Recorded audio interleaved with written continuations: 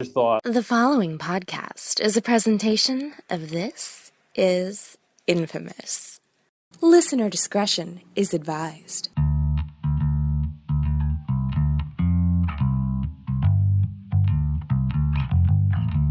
Welcome to the Lifted Embargo, the movie review show that every week reviews the brand new movies that are coming to your local neighborhood movie theaters. And every single week we like to bring in a rotating crop of critics to do that. Joining me, your usual host, Billy Donnelly, who you can find at joblo.com, and This Is Infamous. This week I am joined by the illustrious Todd Gilchrist of mtime.com and also a member of the LA Film Critics Association, who you can also follow on Twitter at mtgilchrist. So make sure you follow there as well. So Todd, thank you very much for joining me on the show, dude. I'm not fully sure if I'm illustrious, but I do appreciate the introduction, and I'm very happy to be here. Todd was a guest on the old show, the formerly podcast of Just the Worst Movie Review Podcast. So you can go back into the archives and look for him back in the day. But since we've rebranded, this is his first appearance on this particular show, and I think we have an interesting film to talk about with him being here, and that would be Steven Spielberg's The BFG. Now, there are other films that are being released over the course of pre-4th of July weekend. The two biggest films on the agenda or on the calendar for this particular weekend as well. One would be The Legend of Tarzan, which we will not be discussing on this show because for some reason the studios decided that they wanted to screen those in conflict of one another for me. So I had to choose, and I went with Spielberg. And the other was The Purge Anarchy. No, actually, that's The Purge Election Year, the third film in the Purge series, which, being in Florida, Universal Pictures decided not to screen out of respect for what happened in Orlando. I know other markets did get to see it. We, for some reason, did not. I don't know how it necessarily works because the internet is global, but for those of us in Florida, which is where I am based out of, we did not get to see The Purge Election Year. So if you want to look into those other two films, check out reviews. I'm sure you can find a wealth of them online to sort of help ease you into whether or not you may or may not want to see them. But for this particular episode, Todd and I will only be discussing the BFG. So with that said, let's get right into it. This is a Steven Spielberg film. This is an adaptation of Roald Dahl's novel of the same name. It stars Mark Rylance, Ruby Barnhill, Penelope Wilton, Jermaine Clement, Rebecca Hall, Rafe Spall, and Bill Hader, and is basically about a little orphan girl who befriends a giant, the title BFG, the Big Friendly Giant, as he has to deal with sort of larger, more bullying giants in giant country that eat people, and sort of how the plot develops with them sort of reaching out and encroaching more upon England and taking children, and we'll get into a little bit more of those details as well. But really the film is based around this relationship between an orphan girl played by Ruby Barnhill and this giant played by Mark Rylance who collects dreams and deals a lot with people's dreams and how they believe in themselves and so on and so forth. So with that said, as a pretty baseline explanation of what the film is about, Todd, the BFG, what did you think of Spielberg's latest? Honestly, I thought it was terrific. I was honest. I was a little surprised, as a matter of how much I did enjoy it, because I saw the trailers and, the sort of presentation of the special effects was not really very impressive to me. I mean, you think about the fact that Warcraft came out just a few weeks ago, and you have these sort of fantasy movies that create this sort of conspicuously unreal digital world. And I was kind of thinking, oh, this just kind of looks like those. But I was pretty immediately absorbed into the world that they created. But more than that, I think I just really was affected by sort of the relationship between Sophie and BFG and how that sort of evolved, and how I think astutely Spielberg manages to capture sort of the perfect level of childlike imagination. I mean, we think about movies that are very much, like For Kids, or like, the grown up and the kid never grown up and all that kind of thing. But it's like there are lots of really sort of magical moments in the movie that I feel like are just sort of perfectly pitched to suit like a kid's imagination. And the best example of that, and it was kind of the thing that really hooked me, was that Sophie and BFG go out to give these children dreams after they've captured them. And they give this little boy this dream, and the dream is not like, oh, he's a superhero, or he can like go into space, or he can do whatever. It's that his house gets a phone call that his dad insists is for him, and the person on the other end is like, no, this is for the little boy. And the dream is that the president has called this little boy and asked for a favor, and the little boy is just sort of like giggling in his sleep as he imagines like sort of surpassing his father and being asked this favor that he's like, no, I'll take care of it for you, Mr. President. I don't want you to mess it up, and that kind of thing. And like, to me, that was sort of a wonderful little moment that I really found myself kind of completely absorbed in, sort of how enchanting the world was that they had created. See, oddly enough, I probably could not disagree with you more on this film. Good. And I'm a Spielberg fan. I grew up with Spielberg. I love sort of the way that he is able to capture people's imagination and really movie magic is like defined by Spielberg films, especially Spielberg at his peak. And I'm not one of those people that just harkens back to like the same 5 or 6 films. Like if it's not E.T. or Indiana Jones or Jurassic Park, then it's somehow lesser than, because I think as he's gotten later in his career, he's sort of moved away from those films a little bit to do much more, less fantastical, much more grounded films. I feel like he's just doesn't have it in this film, and I found this film to be maybe one of the most unengaging Spielberg films I've ever seen. I just found it to be remarkably cold. It kind of just starts. You don't really get a sense of what's going on, at least right in the beginning. I mean, it just kind of starts with this girl in an orphanage, and you don't really get a sense of who she is, why she's there, what she wants. She sort of has this imagination that comes from just reading a book, reading Nicholas Nickleby. But beyond that, you don't really get a sense of who that character is. And then, right within moments, now this giant is on the scene, and he takes her off to giant country, and they have sort of this, interaction in the beginning, because obviously she's just taken from where she is to a strange land. But once again, you don't really get a sense of who this character is either. You don't really get a sense of who either of those characters are until much deeper into the film. And by then I felt like it was almost too late for me to sort of get into the movie to any degree. I just found that very early on, it's sort of, the film is built around the charm of this giant, who is sort of a weird amalgamation of, like, he kind of has a Robin Williams facial appearance. He talks like Willy Wonka. And, there's sort of this charm that the film is really relying on you to sort of embrace and carry with you, while the film doesn't really do anything. And I just never embraced any of it. I sort of sat there stone-faced through a lot of it, just wondering, like, where is this film going? Is it ever going to pick up? Why isn't this thing connecting with me on any level? And still to this point, I can't quite figure it out. I just know in watching it, I just did not that I didn't get it. It's just, it didn't get me. Sure.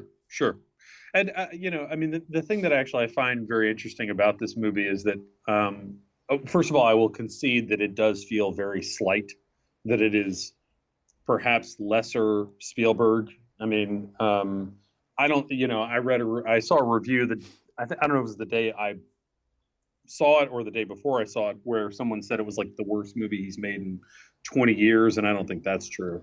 I mean, I mean, Crystal Skull is. yeah, yeah, exactly. But I would watch The Terminal over this easily. I would easily watch The Terminal over this again. Sure. Well, I think the thing to me is that, again, I'm kind of surprised. It was kind of in spite of myself. Like, I was not particularly enthusiastic about it. I went into it, and I agree that it is unhurried in its portrayal of a story that is pretty bare bones. I mean, there's not a whole lot. There's not an aggressive story. There's not a lot of speed in the storytelling, but I kind of like that. I mean, like, I think there's a part of it to me that when I actually wrote my review, I was thinking about the fact that, I feel like every movie now exists as like sort of fuel for an IP, much more so than for a storytelling engine. Like, it's like, it doesn't really matter like what happens in it, as long as we can get sort of a property created or maintained or pushed forward enough that people want to keep seeing it. And this to me just felt like, what we're going to do is we're going to take our time. We're not really going to like go crazy with the story, but we are going to create a world. So when you get to Giant Country, you go into BFG's house and you have a boat. I mean, effectively, it's like a waterbed. He's literally sleeping in a boat, and she's in like the ship's mast. And I was really sort of enchanted by those details, and I felt like it was just a complete and very cohesive, and not just like a really beautifully conceived world, but like sort of one that I enjoyed the fact that was embraced within the movie.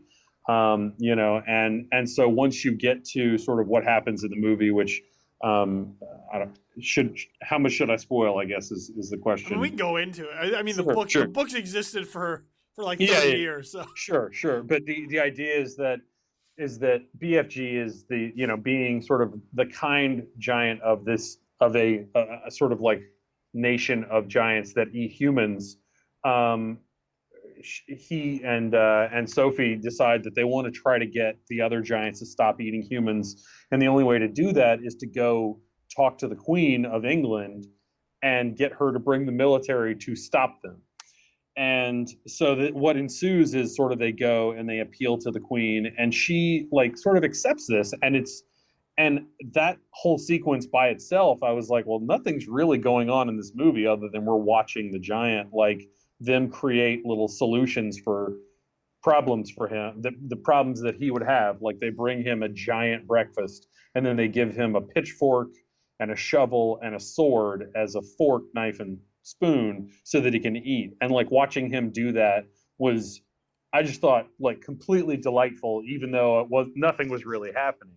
See, just to jump in, I will agree with you on that point, because I found that entire sequence, as absurd as it was, to be almost impossible to not smile at. But the problem is that it takes place so deep in the movie, and I think that's like really one of the first instances where the film is just sort of whimsical and that you can't help but crack a smile at it. But it once again, it takes place so deep in the movie that I wish there was more of that. Sure. And I mean, again, it's not a movie that I feel like, is going to be for everyone. But to me, I think it was like I was able to sort of maybe empathetically look at like what a child might be into when they watched it, because I do think that you're probably right that it's probably going to be kind of boring for a lot of adults. I mean, like my companion, my buddy who went to see it with me, I mean, he was like, he's like, you seem like you liked it, but I thought it was kind of boring. And I was like, yeah, I mean, there isn't that much that happens in the movie, but I did think that the creation of the world, and I thought that the performances by Mark Rylance and what's her name, Ruby Barnhill, who plays Sophie, I thought they were just so wonderful. I mean, Ruby in particular, I just thought like they cast that absolutely perfectly as a person who she has sort of an intractable, an indomitable sort of spirit to her that, and it's kind of irrepressible that she's like curious, but she's smart. She's not curious and like I'm just going to get myself into bad trouble all the time. It's that she's figuring things out. She's a smart kid, and the fact that they are able to balance sort of her curiosity and her persistence in trying to be in the sort of ongoing negotiation of who's the boss between the two of them, because he'd say to her, he's like, you need to hide, you're going to be in trouble, and she's like, you need to stand up to them, they're bad people, and the sort of back and forth of that. She never becomes annoying, which I think is a very skillful balance that first the writing has to strike and then the casting, and I think Spielberg cast her exactly right. And then Mark Rylance as BFG. I could totally understand how someone might find that to be precious or, like just too goofy to get into. But for me, I don't know, I found it like it was a thing that once I acclimated to it and I sort of got a sense of his personality and sort of what he did, then that I really felt like I started to really enjoy sort of watching the two of them interact and really liked him. Yeah, I mean, I find Ruby Barnhill the character is almost too hopeful and too nice to be annoying. Like I couldn't find, a problem with that character. For me, watching it, there's just not enough meat on the bones. Like you mentioned, there's the story is very basic. There's not a lot going on there, and yet they still managed to try and stretch it to close to 2 hours. I found, especially in the beginning, I mean, it may seem sort of like an odd comparison, but I found it felt very much in line with the first chapter of Peter Jackson's The Hobbit, which is that for a really long time, when you're sort of stuck in that house in the Shire before they go off and do anything, and it's just dwarfs coming into the house, and you're like, are we ever going to get out of here? Sure. That's what the beginning of the BFG feels like, because it's just them sort of in the BFG's house and them sort of interacting and going back and forth and talking back and forth and arguing and trying to figure out, how each other works with themselves, that I just found myself being like, can we get on with it? How much longer are we going to go with this, Stephen? because as you mentioned, there is not a lot going on there. There's not a lot to develop any sort of story, and I find, it sort of goes back to, what the lessons that they teach you, when you're writing a script or you're writing a book, which is like, if you don't grab the audience in the first few pages, like they're just going to close it or they're going to turn it off. And I found that this film takes close to like a good half hour, 45 minutes to really start going anywhere, which is a real test of patience for your audience to try and have them lock in to figure out where this thing is going. And by then you're still almost like, a good third to halfway through the movie before it decides to move anywhere. I found sort of the distracting, and I think you mentioned it was the effects. I wasn't, the CGI on this film wasn't that distracted me. I found in the beginning that it did feel a little bit off. And you talk about sort of the photorealism of some of the other CGI that we see in other films that feels much more seamless. I felt like with the BFG, the effects were much more gradual acceptance because they don't look like anything else around them.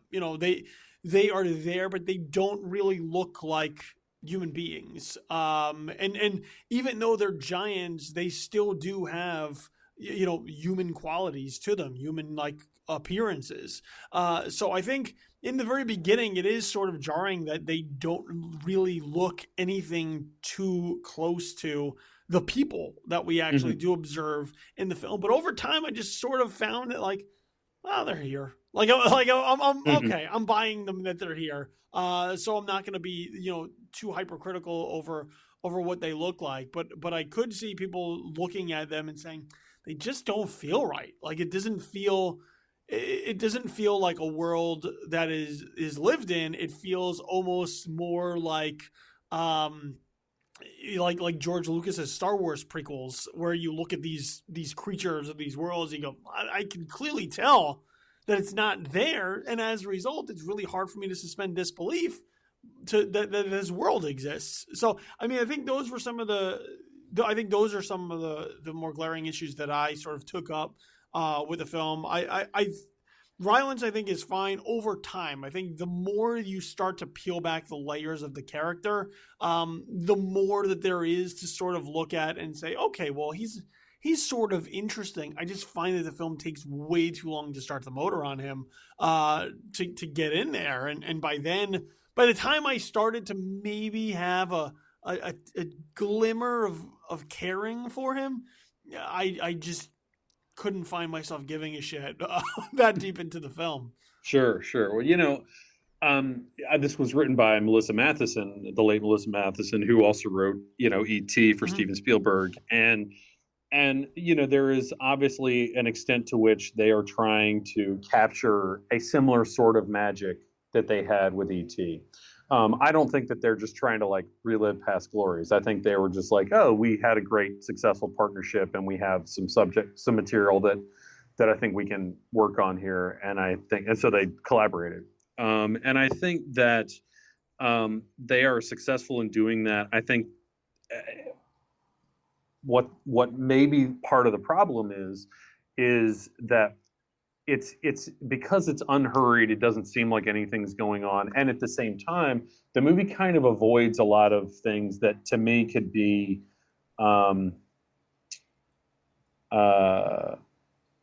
sort of easy drama just to throw in. The idea that she is an orphan.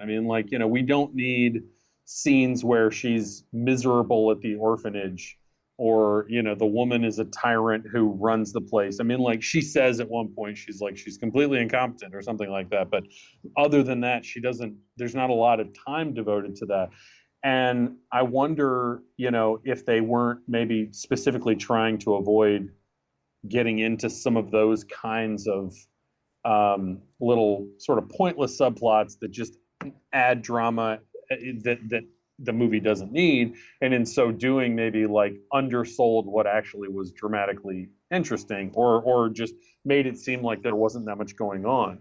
And I can kind of see that. I think that truthfully, describing this similar to The Hobbit is actually a pretty fair comparison.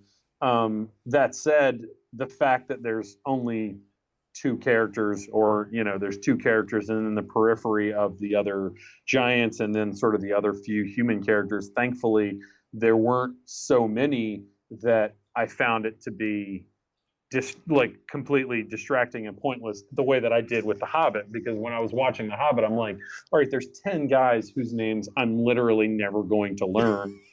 And they're just throwing food around and being obnoxious and insufferable, and they're not accomplishing anything.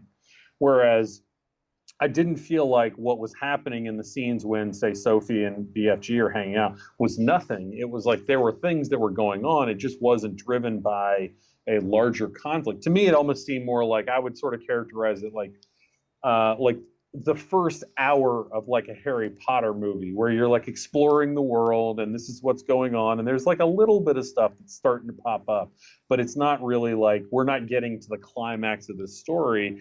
And sort of going back to what I was saying about the fact that I feel sort of to distinguish it from a lot of the sort of contemporary fantasy films that are made now, movies that have all that element in them, you feel like you're rushing headlong from one thing that's got a big CGI set piece to another, whereas you're really languishing in the details of how this world is created in this. And I feel like it's just trying to tell a simple story that gives us an opportunity to see what that world's like. I can just imagine Steven Spielberg going this scene was written. This might just be the best scene in the movie, and that's why I'm going back to it. But the queen gets to meet the giant, and then they bring him in, and him crawling his way through the hallways in order to get into this room where they've created this table for him to sit at, and then they feed him, and then there's all these things going. That to me was just, I can just imagine Spielberg like relishing the opportunity to sort of go like, what's a creative way that a normal person would have to figure out to like feed this guy to do this, or to do this, or to sit him on something. And like, I find that sort of creativity so delightful that I suppose I might have been more forgiving about the fact that, you know, really the main conflict is resolved pretty easily. And because I was actually like, I was waiting for it to get to the end, and like, I was like, is there going to be a big fight? Is there going to be this? Is there going to be that? And it's so anticlimactic. It is.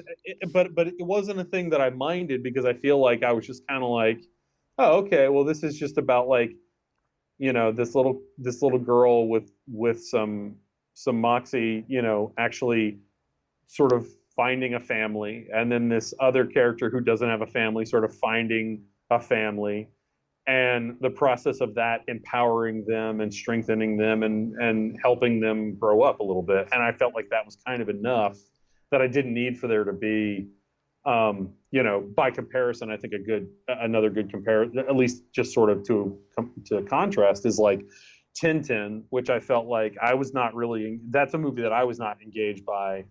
And it was like, okay, you have a 10-minute chase scene where like an entire countryside like is chasing after him. And then I was like, okay, that all happened, but it wasn't very exciting or engaging to me. Whereas I cared about these characters so much that I didn't mind that there wasn't as much going on. See, and on the flip side, I was a big fan of the Adventures of Tintin. So I guess that lays out where we stand on the Spielberg scale. Sure. But you know, the Queen sequence I do find to be easily the most memorable thing in the film. You know, if you were to sit me down and say like, well, what did you like about the BFG, or what can you tell me about the BFG? I could easily point to that sequence and sort of describe it, you know, wholesale, like everything that happens to it, because I think it's one of the few moments in the film that just really pop. Where Spielberg does sort of get the relationship between these characters, gets sort of how absurd these characters are, and also takes them into a fish out of water scenario, because the BFG doesn't belong in Buckingham Palace. But putting him in there makes it is so ridiculous. You just sit there and go, well, how is this going to work? How are they going to react to him? And the fact that they treat him so matter-of-factly, while also going above and beyond to recognize the fact that he's a giant, I found to be pretty humorous. I also found it to be really hilarious to learn that Steven Spielberg finds farts to be incredibly funny. This is one of the few films, one of the few instances I can think of where fart jokes are very overt in a Steven Spielberg film. And it feels like, especially in this film with the payoff, he relishes that sort of lowbrow humor. And there's nothing wrong with it. It's just, to me, sort of mind-blowing to find it in a Spielberg movie. Sure. I mean, it's I mean, you know, the thing about the sort of the fart jokes to me is that like that the way that they're executed is weirdly straightforward, and yet actually feeds into the mythology in a way. Like, I mean, like of the world, so that, you know, I mean, like you have this, and it weirdly pays off. I mean, it's just really funny, because you're sitting there and you're like, this is just a delicious thing that the giant drinks that causes him to fart, but not a normal human fart or whatever. It's like this explode. I mean, like literally the next day I looked at my notes and I was like, what did I write down? The only thing I wrote was explosive farts. And so then you have this sequence where he is, in the spirit of hospitality, which he is being shown, tries to return the favor and give all the people some of this beverage. And it's coming. Like it's coming. I mean, it's like a Hitchcockian moment of suspense where you're like you know this, how this is going to end, and you see Sophie like begging him not to do it because she thinks that it's just like it would be too improper and, you know, whatever, and it just sort of explodes, and it pays off the end of that scene in a way where you're like, I mean, honestly, if you said, I can't watch this movie, but like every time that sequence is on HBO from now on, I will watch it until the end of the farting. Then I mean, like that would be perfectly. I would be like, that makes perfect sense. Like I'm like, if you can't get through the rest, then fair enough. I was like, but like that scene is so fun and delightful, and like you get to the end of it, and I mean, like the audience was kind of quiet in my screening. I mean, it was a press screening, in LA,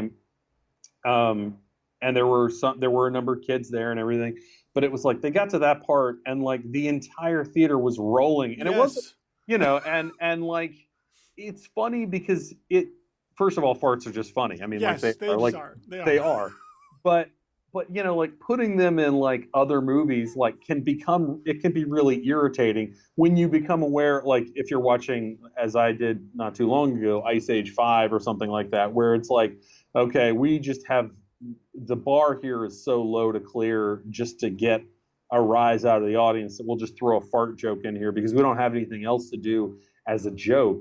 Whereas like this is part of the world. I mean, I went through and as I was writing my review, I hadn't read the book, but I went through and I was reading sort of the Wikipedia page, and every bit of what happens in the movie for the most part is pretty spot on, at least in terms of sort of the broad strokes. And I think that's just like another element of it where it's like the idea of like a kid's imagination of like a fart is like that too.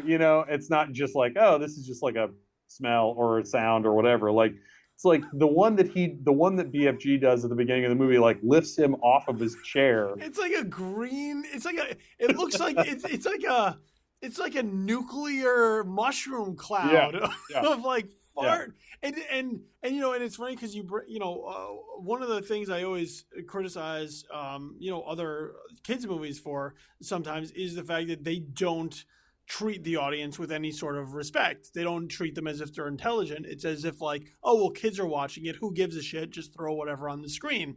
Yeah. And as a result, like they will resort to the lowest common denominator as far as humor is concerned to try and hit the cheap seats. Here, it's humorous to me because it's like a classy fart joke. Like Like that's exactly right. If that even exists, but the way it's set, I mean, it's set up really well, and then you know what's coming. Like the second he takes this drink out in the palace, you know what's coming, and then you're literally waiting for the other fart to drop. Like that's what you're waiting for. And Spielberg has sort of this timing of building it up, going around, getting everyone's sort of facial expressions, their reaction to knowing what's about to happen. That's where you sort of see the skill of Spielberg in a film like this, is that he knows how to sort of control the audience to get to where he wants them to get to. I just wish there was more of that in the movie. Like to me, that's really the issue with the film, is that I just don't know. And look, it may not, it's not necessarily his fault, even though he picked this project. A lot of it, as you mentioned, sort of goes back to the source material, because if everything is sort of spot on to the source material, but the source material itself doesn't have a lot going for it, choosing that and making a film on it, well, you're sort of setting yourself up for failure, I think, before you even get started, because you're not, and look, the book is only like 280 pages, so I'm not in favor of like trilogying it out to like Hobbit lengths and making it like a 6.5 hour epic. Where we like really get into giant country, because I think to Peter Jackson this would be the wrong approach as well. I just don't know that at its very seed source that the BFG makes for a compelling story. And I think it puts everybody sort of in a bad place, whether it's Spielberg or the actors or Melissa Madison. I think it puts them just all behind the eight ball to try and make something out of what feels like nothing. And as a result, I think that's just sort of the film that you wind up with is a film that doesn't really do much. I did see it with sort of a general audience, and like you mentioned, the scene in with the Queen was sort of the first time that I felt any sort of energy within the theater. The rest of it just felt like everybody was sort of sitting there waiting for something to happen that they never got. And I think that's ultimately the larger flaw of this film, is just that the way that the source material is constructed, the way it's laid out, the way it's all structured together, doesn't really make for a compelling watch as a film. Well, I would say I would only partially disagree with that. I would just say that going back to one of the points that you made, I think that it respects kids. No, this one, the other films I think don't. I think this one Sure. does on a different level. Yeah. What I would say is I think it respects kids in a different way than we think about a lot of kids movies that we consider that respect kids, which is that, like when you watch like when you watch some Pixar movies, I mean, like there's a lot of stuff to appreciate if you're a kid in, like, say, Inside Out. Mm-hmm. But that movie to me is very much like a kid movie made for adults, where you watch it and its themes and its ideas are so sophisticated that you're kind of like that it resonates probably more to adults than it does to kids. Whereas I feel like this movie, if it's a flaw or it just is a characteristic of the movie, is that it respects kids because it aims to see things from their point of view, as opposed to sort of with the sort of nostalgic reflection that we tend to look at what we would consider to be more highbrow, elevated, or intelligent, like kids fare, if that makes sense. No, I understand what you're saying. Because you look at like a Pixar film, and I mean, Pixar films are made for two different audiences. You can date, and the adults will get something completely different out of it than the kids will. The kids will more like some of the jokes. They like the characters. They like the colorful animation. They like a little bit more of that. But it's the themes weigh much more heavily on adults. Like kids aren't going to get really what Zootopia is at on like a thematic level. They'll get the story level, but they're not getting like it's about racism and and that. And this, I understand. Like this is much more. It doesn't necessarily have that. Like if you're an adult and you're watching it, you're not getting some deeper meaning out of it than your kids would. I think the kids actually would get something more out of this than adults would. Sure. Yeah. Yes, exactly. Which is why I sort of, which is why, like, maybe I enjoyed it. I don't think that it's like the best movie of the year. It's not something that I think my sort of immediate reaction was it's like consistently delightful with sporadic wonderfulness. I mean, like, it's something that I really enjoyed and that I like and that I would recommend. And I think that, like, I can see kids watching the living hell out of it. And respecting the fact that, like, it doesn't, the aspects that don't work for me maybe aren't intended to work for me. They may be intended to work for kids. And so that's why I sort of like, I don't mean that to like sort of give it a pass. I just mean that, like, in the way that there are movies that are not necessarily made for me, this is not, and I can accept that without it necessarily saying that, like, it's bad because it's not for me. No, I understand, and usually, especially when I see movies that are family fare, I try to get a sense of what kids around me thought of it. How they sort of reacted to it. Were they into it? Were they sort of antsy and restless watching it? It's because I know how it plays for me. If it's a film like this isn't necessarily geared towards me, I want to know how it's geared towards the audience that it's meant to be, that is meant to see it. With the BFG, I got the sense that other than fleeting moments, that they weren't all that crazy about it. That they weren't. And I've seen films where they're just sort of into it, like right from go. I didn't get the sense from that here. Like I said, and we keep kind of going back to the Queen sequence. That was really the first time I felt that they were into what was happening. That they really found something to grab hold of and enjoy. The rest of the film, I don't know that they found all that enjoyable. I know I didn't find it all that enjoyable throughout, but I just never got the sense of sort of, anticipation for what's to come next, or, oh my God, what's going to happen here, or any of that.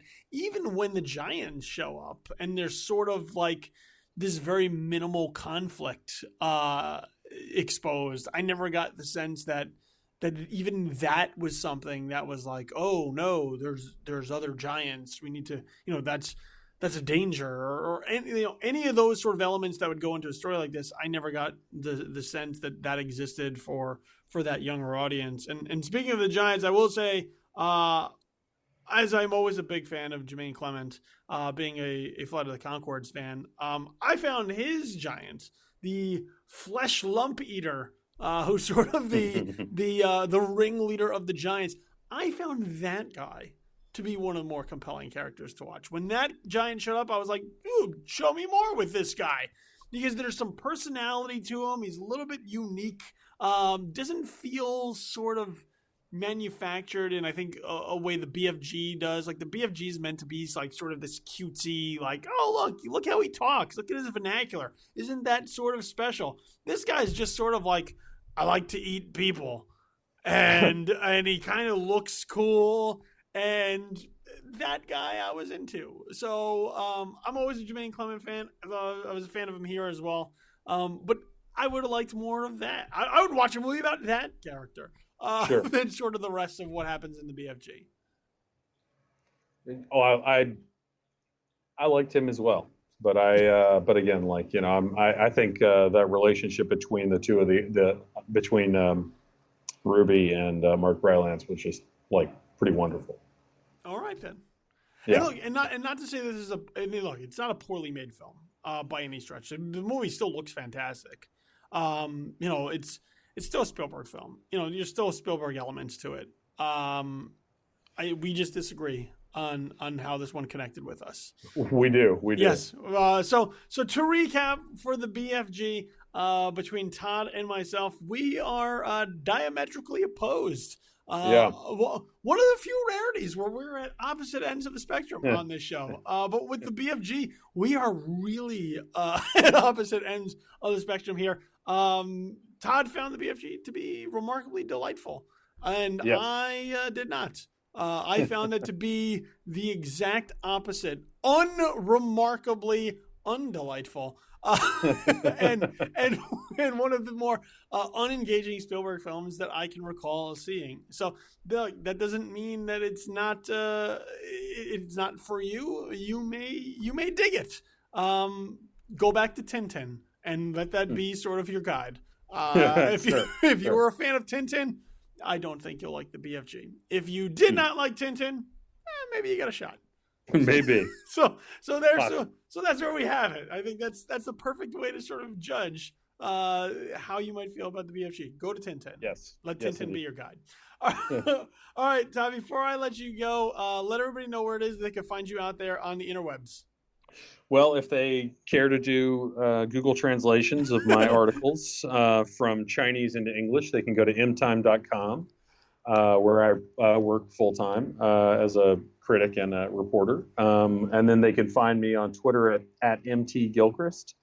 And then I'm on Instagram at bestdressedtodd. So if you need pictures of cats or sneakers, I can more than fulfill that quote for you on a daily and weekly basis. Well, there you go. Cats and sneaker pictures. Hit up on Instagram. Otherwise, for all other talk, Twitter. Yeah, exactly. All right, so there you go. And look, make sure you follow all our social media accounts as well on Twitter at @TisInfamous. That is the mothership for This Is Infamous. So at @TisInfamous, or myself at @InfamousKid for all my random ramblings and musings, my stream of consciousness in the written word. Hit me up on Twitter at @InfamousKid. Over on Facebook, facebook.com/TisInfamous and facebook.com/BillyTheKid. Make sure you like both those pages.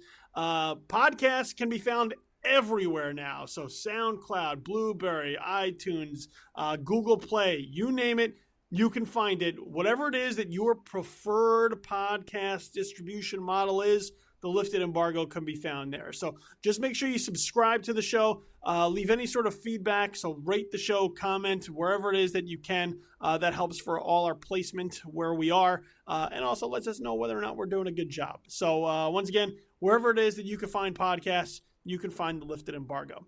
You can find my work on a regular basis at joeblow.com and thisisinfamous.com. And I want to thank my guest, Todd Gilchrist, for joining me to talk about the BFG this week. Thank you so much for having me on here. I appreciate it, and I feel more illustrious now that I've come on your podcast. Well, there you go. See, the illustrious now sticks. I've been your host, Billy Donnelly. This has been the Lifted Embargo. Make sure you go see something good. There's always something good if you look hard enough. So just look hard and look. Enjoy your 4th of July weekend, everybody. We'll be back next week talking more movies with somebody else.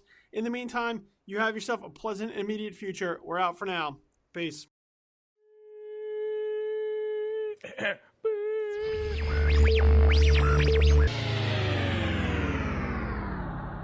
The Lifted Embargo is a podcast presentation of This Is Infamous.